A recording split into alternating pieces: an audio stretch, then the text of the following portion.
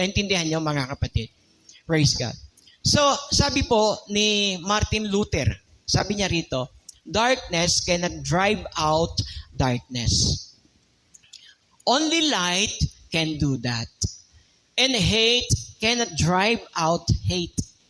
Only love can do that. Amen.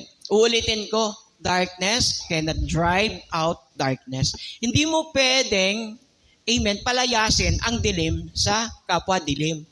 Magkakabanggaan kayo, mga kapatid. Amen. Sabi diyan, only light can do that. Amen. Napaparam, mga kapatid. No?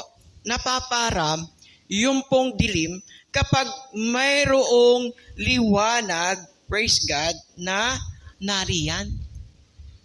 Alam niyo ba ang buhay natin? Sabi po ng Efeso, chapter 5, verse 8, ito sabi, for at one time, you were, ulitin natin, you were, lakas natin, pero ano sabi ngayon? But now, you are in the Lord. Amen. So, walk as children of light. Amen. So, yung liwanag at dilim, nagre-represent yon kung sino yung ama nila.